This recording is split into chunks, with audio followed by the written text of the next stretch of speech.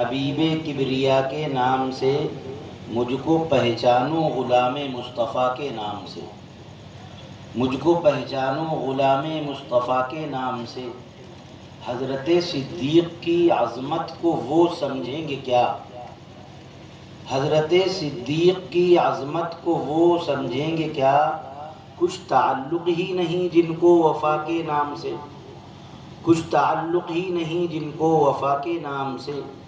کانپتے ہیں آج بھی کفار کے سینوں میں دل، کانپتے ہیں آج بھی کفار کے سینوں میں دل، حضرت فاروق جیسے سورما کے نام سے۔ دیکھ کر عثمان کو ڈھک لی پنڈلیاں سرکار نے، دیکھ کر عثمان کو ڈھک لی پنڈلیاں سرکار نے، تھی حیا کو بھی حیا اس با حیا کے نام سے۔ مرحب و عنتر کا وہ انجام نخوت دیکھ کر، مرحب و عنتر کا وہ انجام نخوت دیکھ کر، آج تک لرزاں ہے باطل مرتضیٰ کے نام سے۔ حضرات علماء کرام، معزز و محترم سامعین، بزرگوں، دوستوں، نوجوان دینی و ایمانی بھائیوں، ماؤں بہنوں، کافی دیر سے آپ حضرات اس دینی و اصلاحی جلسے میں جو شہداء اسلام و عظمت صحابہ کے مقدس محترم عنوان سے منعقد ہو رہا ہے، آپ تشریف فرما ہیں اور آپ نے بہت سی اہم قیمتی باتیں بہت تفصیل سے سنی۔ اللہ تبارک و تعالی جو باتیں کہی گئیں، سنی گئیں، ان تمام باتوں کو قبول فرمائے اور ان باتوں کے مطابق ہمیں عقیدہ بنانے کی اور عمل کرنے کی توفیق عطا فرمائے۔ ناظم جلسہ صاحب نے تو تفصیلی تعارف کرایا، لیکن کوئی بہت لمبا چوڑا بیان نہیں ہونا ہے، بس دعا کیجیے کہ اللہ تعالیٰ جتنی دیر بھی کچھ باتیں کہلوائے، سچی اور صحیح باتیں کہنے کی توفیق عطا فرمائے اور آپ حضرات کو سننے کی توفیق عطا فرمائے، اور پھر ہم سب کو ان باتوں پر بھی عمل کرنے کی سعادت ملے۔ دیکھیے، جو باتیں مجھے عرض کرنی ہے آپ سے، یہ بات اچھی طرح پہلے سمجھ لیجئے کہ نہ میرا مزاج ہے، میرا کیا، میں تو کچھ ہوں ہی نہیں، میں تو ایک طالب علم ہوں، بزرگوں کا ہمارے یہ طریقہ ہے جس پر میں چلنے کی کوشش کرتا ہوں۔ ہمارے بزرگوں اور ہمارے بڑوں کا یہ طریقہ ہے کہ کسی پر طنز، کسی پر کو نشانہ بنانا یا کسی کی دل آزاری کرنا، یہ جلسوں کا مقصد نہیں۔ اس لیے جو بھی باتیں رکھی جا رہی ہیں ان سے کسی کو نشانہ بنانا، کسی پر تان کرنا، یہ مقصد نہیں ہے۔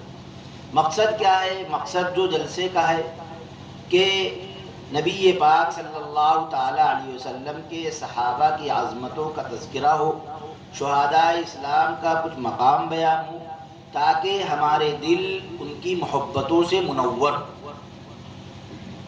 کیوں منور ہوں صحابہ سے کی محبتوں سے؟ اس کے لیے بھی سن لیجئے دلیل۔ ایک موقع پر اللہ کے رسول صلی اللہ تعالی علیہ وسلم کی خدمت میں ایک صحابی آئے اور انہوں نے آ کر عرض کیا، اے پیغمبر، متی الساعہ، قیامت کب آئے گی؟ آقا صلی اللہ تعالی علیہ وسلم نے فرمایا، ما اعددت لہا، قیامت کے لیے کیا تیاری کر رکھی ہے جو کہہ رہو قیامت کب آئے گی، بڑے منتظر ہو؟ تو انہوں نے بڑی سادگی سے جواب دیا، پیارے آقا، بہت کچھ عمل تو نہیں ہے پلو میں، بس بات اتنی ہے کہ آپ کی محبت دل میں۔ تو اللہ کے رسول صلی اللہ علیہ وسلم نے فرمایا کہ المرء مع من احب، انسان کا انجام اس کے ساتھ ہوگا جس سے اس نے محبت کی۔ تو ہم یہ چاہتے ہیں کہ ہمارے دلوں میں حضرت نبی پاک صلی اللہ تعالی علیہ وسلم کی اور نبی پاک صلی اللہ تعالی علیہ وسلم کے وفاداروں، وفا شعاروں، صحابہ کرام کی، اہل بیت کی، بزرگان دین کی، اولیاء اللہ کی، قطب و ابدال کی محبتیں ہمارے دلوں میں ہوں، تاکہ ان کا جو انجام ہو، ان کا جو ٹھکانہ ہو، یعنی جنت اور نبی کا دامن، وہ ہمارا بھی ہو جائے۔ بات سمجھ آ رہی؟ تو ہمارا مقصد یہ جلسوں کا مقصد یہ، اور یاد رکھیے ایک بات اور اچھی طرح کہ ہم جو صحابہ اکرام رضوان اللہ تعالی علیہ مجمعین سے محبت رکھتے ہیں، عقیدت رکھتے ہیں، اور ہم یہ چاہتے ہیں کہ سارے مسلمان جو بھی مسلمان ہیں، اگر خدا نخواستہ کسی کے بہکانے سے کسی وجہ سے غلط فہمیاں ہو جاتی ہیں، ایک بھائی کو دوسرے بھائی سے غلط فہمی ہو جاتی ہے، باپ کو بیٹے سے غلط فہمی ہو جاتی ہے کہ نہیں جاتی ہے؟ تو اگر کسی بھائی کے دل میں کسی طرح کی بدگمانی آ گئی، غلط فہمی آ گئی، تو وہ بدگمانی دور ہو جائے، وہ غلط فہمی دور ہو جائے۔ کیوں؟ اس لیے کہ صحابہ اکرام رضوان اللہ تعالی علیہ مجمعین سے محبت اس لیے ہمیں نہیں ہے کہ وہ خدا نخواستہ ہمارے آبا و اجداد ہیں یا ہمارا کوئی ان سے رشتہ ناتا ہے الگ کا، نہیں، صرف ایک وجہ، اور وہ وجہ یہ ہے کہ وہ حضرت نبی پاک صلی اللہ تعالی علیہ وسلم کے سچے عاشق، وہ نبی کے عاشق زار تھے، وہی صاحبان وقار تھے، وہ نبی کے عاشق زار تھے، وہی صاحبان وقار تھے، کوئی فاتح عرب و عجم، کوئی قاطع سر انتری، وہ رسول پاک کے ہم نشیں، وہ فلک اساس و ملک جبیں، وہی جن کے ناروں سے ہل گئی تھی بنائے قلعہ قیصر۔ میرے بھائیوں، یہ مولویوں کا طریقہ نہیں ہے، علماء کا خالی طریقہ نہیں کہ صحابہ اکرام کی مدح بیان کرتے ہیں۔ جو لوگ توریت، انجیل، زبور کے بھی جاننے والے ہیں اور قرآن کے بھی جاننے والے ہیں، انہوں نے یہ سچائی بیان کی ہے کہ اللہ تبارک و تعالی نے 1,24,000 انبیاء کرام کے جو ساتھی ہوئے، جو صحابہ ہوئے ہر نبی کے، کسی نبی کی اتنی تعریف، اتنی تفصیل اپنی کسی کتاب میں بیان نہیں کی جتنی تفصیلات اور جتنی تعریفات اللہ تبارک و تعالی نے اپنے حبیب، اپنے محبوب امام الانبیاء حضرت محمد صلی اللہ تعالی علیہ وسلم کے ساتھیوں کی بیان کی ہے۔ کیوں؟ اس لیے کہ نبی آئے اور نبی کے وقت کے ساتھ ان کے کچھ ساتھی ہوئے، کچھ مددگار ہوئے، نبی دنیا سے رخصت ہوا، اس کے جو ساتھی تھے وہ بھی رخصت ہوئے، اور پھر دھیرے دھیرے کر کے دین ختم ہو گیا، پھر دوسرا نبی آ گیا۔ چونکہ اللہ کے حبیب حضرت محمد صلی اللہ تعالی علیہ وسلم آخری پیغمبر، ان کے بعد کوئی پیغمبر آنا نہیں، اور اللہ کے رسول صلی اللہ تعالی علیہ وسلم کسی ایک علاقے کے پیغمبر نہیں۔ یہ بریلویوں یا دیوبندیوں اہل حدیث کی بات نہیں، اس پر پوری امت کا اتفاق ہے۔ کہیں کوئی کہہ دے کہ وہ دیوبندی بات نہیں، پوری امت کا اتفاق ہے، وہ باتیں میں کہہ رہا ہوں آپ سے۔ اللہ کے رسول صلی اللہ علیہ وسلم آخری پیغمبر اور قیامت تک آنے والے انسانوں کے پیغمبر ہے، بات کی نہیں۔ اور آپ دیکھیے نبی پاک صلی اللہ علیہ وسلم کو نبوت کے بعد کل زندگی ملی ہے 23 سال کی، اور نبی پاک صلی اللہ تعالی علیہ وسلم کے ایک آدھ چھوٹے موٹے سفر نکال دیے جائیں تو پوری زندگی آپ کی گزری ہے مکے اور مدینے کے درمیان۔ ارے ہوا کہ نہیں ہوا؟ ہونا تو یہ چاہیے تھا جب قیامت تک آنے والے انسانوں کے پیغمبر ہیں تو آپ کو زندگی ملتی قیامت تک کی۔ ہونا یہ چاہیے تھا کہ جب آپ پورے عالم کے پیغمبر ہیں تو آپ کو پورے عالم میں جانا چاہیے تھا، لیکن آپ رہے صرف مکے اور مدینے میں، اور آپ کو نبوت کے بعد جو ظاہری زندگی، ویسے تو ہمارا عقیدہ ہے کہ حضرت نبی پاک صلی اللہ علیہ وسلم حیات ہے اپنی قبر میں، لیکن جو ظاہری زندگی ہے آنکھوں سے ہم جو دیکھتے تھے صحابہ، وہ 23 سال کی۔ پھر نبی پاک صلی اللہ تعالی علیہ وسلم کی نبوت عالم میں کیسے پھیلے، آپ کا دین کیسے پہنچے؟ اس لیے اللہ تبارک و تعالی نے یہ انتظام کیا کہ اپنے حبیب، اپنے محبوب کو چن چن کر آدم علیہ السلام سے لے کر قیامت تک جتنے انسان پیدا ہونے تھے وہ سب اللہ کے علم میں تھے۔ انبیاء کرام کے بعد جو بہتر سے بہتر، اچھے سے اچھے لوگ اللہ کی نگاہ میں تھے، اللہ نے ایک ایک کو چنا اور چن کر حضرت محمد صلی اللہ علیہ وسلم کے قدموں میں لا کر ڈالا، اور یہ بتایا کہ اللہ نے اے پیغمبر ان لوگوں کو چنا ہے کاہے کے لیے؟ لِإِقَامَتِ دِينِهِ، اپنے دین کے قیام کے لیے، اپنے دین کو مضبوط کرنے کے لیے۔ آپ تو مکے اور مدینہ میں صرف رہیں گے، لیکن آپ کا پیغام، آپ کی بات، آپ کا مشن پورے عالم میں ان صحابہ کے ذریعے پہنچے گا۔ یہ مقصد ہے۔ تو صحابہ کرام عام انسانوں کی طرح نہیں ہے۔ یاد رکھیے، یہ میں یہ سمجھیے میں اپنا سبق آپ کی طرف منتقل کر رہا ہوں. یہ بنیادی باتیں ہیں، اہم باتیں، عقیدے کی باتیں. یاد رکھیے گا صحابہ کرام عام انسانوں کی طرح نہیں، یہ لفظ یاد رکھیے گا، صحابہ کرام عام انسانوں کی طرح نہیں ہیں. اللہ تبارک و تعالیٰ کا مقصد یہ تھا کہ اللہ نے قرآن میں اچھائیاں بیان کی ہیں، جن کی طرف لوگوں کو بلایا کہ ان اچھائیوں پر عمل کرو، اور برائیاں بیان کی کہ ان برائیوں سے رکو. حضرت نبی پاک صلی اللہ تعالیٰ علیہ وسلم نے بھی بہت سے احکام دی کہ ان پر عمل کرو، اور بہت سی باتیں بتائی کہ ان سے بچو. ہے کہ نہیں ہے؟ ارے ہے کہ نہیں؟ اللہ نے صحابہ کو اس لیے نبی کے قدموں میں ڈالا کہ اچھی باتوں سے کو قبول کرنا اور بری باتوں سے رکنا، اور یہ سارا کا سارا دین جو قرآن و حدیث میں ہے یہ خالی کتابی شکل میں نہ رہے بلکہ عملی شکل میں بھی دنیا کے سامنے آ جائے. اس لیے صحابہ کو بنایا کہ کس طرح ہونا چاہیے. اگر جنگ ہو جائے تو کیا نمونہ ہو، اگر گناہ ہو جائے تو کیا نمونہ ہو، نماز پڑھی جائے تو کیسے پڑھی جائے. یہ ساری تفصیلات جو قرآن و حدیث میں نبی نے کر کے دکھایا، اور نبی کے طریقے کو دنیا کے سامنے کر کے دکھایا صحابہ کرام.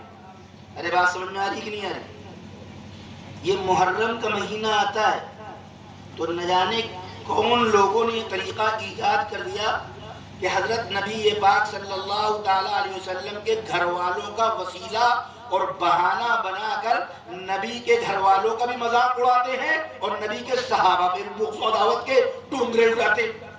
ادھر بھی اہل بیت کا بھی مذاق ڈھول اور تاشے کے ذریعے اور مگرمچھ کے آنسو بہا کر، جن آنسو میں کوئی سچائی نہیں، کوئی صداقت نہیں. شرمال اسی کے بعد بٹ رہی ہے، کھانے اسی کے بعد بٹ رہے، شربت بٹ رہا ہے، اور ذرا دیر ہو بھی ہو جاتا ہے. اور نبی پاک صلی اللہ علیہ وسلم کے گھر والوں کی بھی برائی اور نبی پاک صلی اللہ علیہ وسلم کے صحابہ کی بھی برائی. ارے ہو رہا ہے کہ نہیں ہو رہا ہے؟ یاد رکھیے میں آپ سے بتا رہا ہوں، نبی پاک صلی اللہ تعالیٰ علیہ وسلم کے گھر والوں کو حضرت حسین رضی اللہ عنہ اور ان کے گھر والوں کو شہید کیا گیا.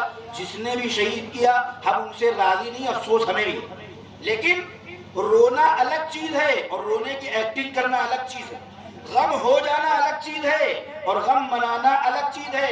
غم کے لیے کپڑے بنانا، غم کے لیے مہینہ متعین کرنا، غم کے لیے انتظار کرنا کہ ادھر چاند ہوا ادھر ہو شروع ہوا، یہ سب نہ. اور یاد رکھو میں عقیدے کی بات کہہ رہا ہوں کہ شبیر کا غم کرتے ہیں اور کم نہیں کرتے. شبیر کا غم کرتے ہیں اور کم نہیں کرتے.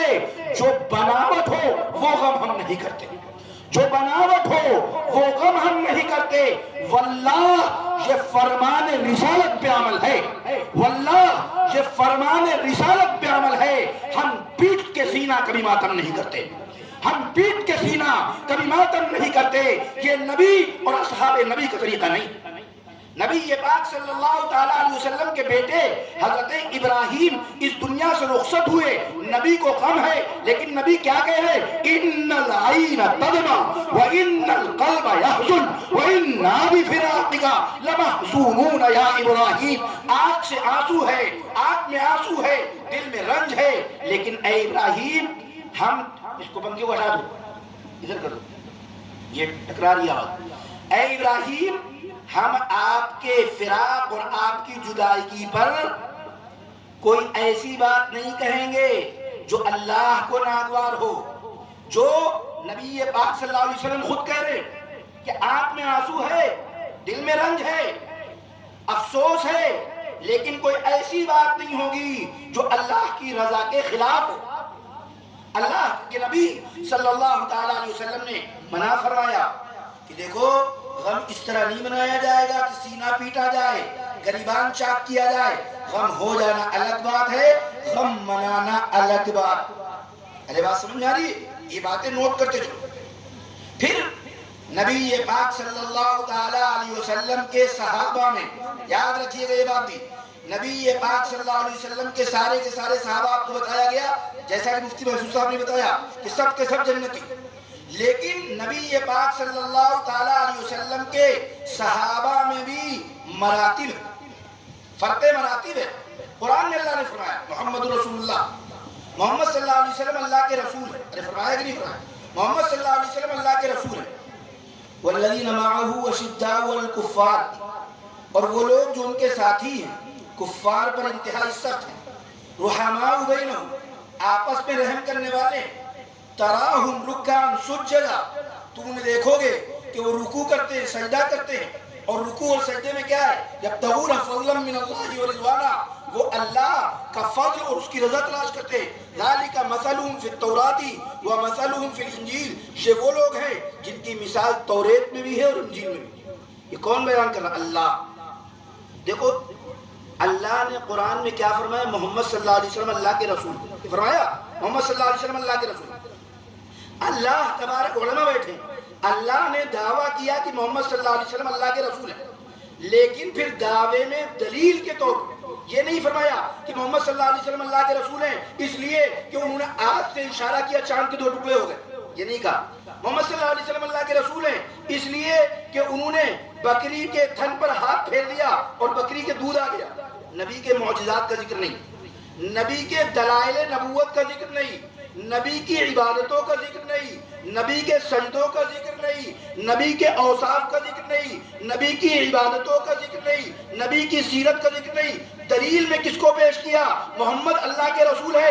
اگر محمد صلی اللہ علیہ وسلم کی رسالت کو سمجھنا ہے، ان کی نبوت پر یقین لانا ہے، والذین معہ، تو وہ لوگوں کو دیکھو جو ان کے ساتھ نبی پاک صلی اللہ علیہ وسلم کے جو ساتھی ہیں ان کو دیکھو، تمہیں محمد صلی اللہ علیہ وسلم کی رسالت پر یقین آئے گی۔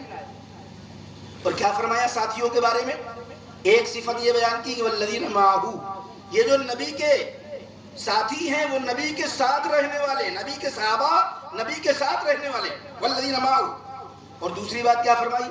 اشداء الکفار، کفار پر سخت، رحماء بینہم، آپس میں رحم کرنے والے، تراہم رکعا سجدا یبتغون فضلا من اللہ ورضوانا، تم انہیں دیکھو گے کہ وہ رکوع اور سجدے میں اللہ کے فضل کو تلاش کرتے ہیں۔ 4 باتیں بتائیں۔ اب دیکھو پہلی صفت کیا بیان کی؟ والذین معہ، وہ جو ان کے ساتھ ہیں، اور ساتھ نبھانے میں سب سے بڑے ساتھی کون آپ بتاؤ؟ جن کا ہر وقت کا ساتھ، وہ کون ہے؟ سیدنا صدیق اکبر رضی اللہ عنہ۔ ارے ہے کہ نہیں ہے؟ سفر کے ساتھی، حضر کے ساتھی، قبر کے ساتھی، میدان محشر کے ساتھی، ہر دم ساتھی۔ ایسے ساتھی کہ جب ہجرت میں جا رہے ہیں، سفر ہجرت ہے، نبی پاک صلی اللہ علیہ وسلم، سیدنا علی، دیکھو بہت سے لوگ کہتے کیا ہیں؟ تمادم مس کلندر، علی کا پہلا نمبر، کہتے کہ نہیں؟ قوالی کے ذریعے تبرہ۔ نبی پاک صلی اللہ تعالیٰ علیہ وسلم ہجرت فرما رہے ہیں، ہجرت۔ حضرت علی مرتضیٰ رضی اللہ، سب آپ جانتے ہیں، اس لیے میں آپ کے اس بات کو ذہن میں رکھ کر کہ آپ حضرات بہت کچھ جانتے، میں اشارے کر رہا ہوں۔ نبی پاک صلی اللہ علیہ وسلم نے ہجرت کے موقع پر سیدنا علی مرتضیٰ رضی اللہ تعالیٰ عنہ کو بلایا اور بلا کر کہا، اے علی، یہ مکے والوں کی امانتیں ہیں، یہ امانتیں تم مکے والوں کے سپرد کر دینا صبح، اس کے بعد تم ہم سے مدینے آ کر ملنا۔ کہا تھا کہ نہیں؟ مکے والوں کی امانتیں کس کے سپرد کی؟ حضرت علی مرتضیٰ رضی اللہ تعالیٰ عنہ۔ حضرت علی مرتضیٰ کہہ رہے ہیں کہ جب میں نبی کے گھر میں آیا، میں نے دیکھا کہ باہر تقریباً 100 لوگ پہرا دے رہے ہیں، ننگی ننگی تلواریں لے کر، کہ ادھر محمد صلی اللہ علیہ وسلم نکلے اور ادھر قتل کر دیں۔ مجھے ڈر ہوا، خوف ہوا، لیکن جب محمد صلی اللہ علیہ وسلم نے مجھے یہ بتایا کہ اے علی، یہ امانتیں ہیں مکے والوں کی، سپرد کر دینا، پھر مدینے آنا، تو مجھے اطمینان ہو گیا کہ یہ ننگی تلواریں میرا کچھ نہیں بگاڑ پائیں گی، اس لیے کہ میرے آقا نے کہا ہے کہ تم مدینے مکے والوں کی امانتیں سپرد کر کے مدینے آ کر ملنا، تو مجھے یقین ہو گیا ہے کہ اب میں امانتیں بھی سپرد کروں گا اور مدینے جا کر حضرت محمد صلی اللہ علیہ وسلم سے ملوں گا بھی، اس لیے اب مجھے کسی قسم کا کوئی خطرہ نہیں۔ 100 تلواریں ہو یا 100,000 تلواریں، حضرت نبی پاک صلی اللہ علیہ وسلم نے مکے والوں کی امانتیں کس کے سپرد کی؟ ارے کس کے سپرد کی؟ حضرت علی مرتضیٰ رضی اللہ تعالیٰ عنہ۔ اس لیے کہ نبی پاک صلی اللہ تعالیٰ علیہ وسلم کو ان کے اوپر اعتماد تھا، بھروسہ تھا کہ یہ امانت دار ہیں، یہ امانتیں سپرد کر دیں گے۔ لیکن صدیق اکبر کا مقام دیکھو کہ نبی نے اللہ کی امانت، یعنی اپنے آپ کو آخری پیغمبر کو کس کے سپرد کیا؟ صدیق اکبر کے سپرد کیا۔ مکے والوں کے پیسے والی امانت، علی مرتضیٰ کے سپرد کی اور نور نبوت کو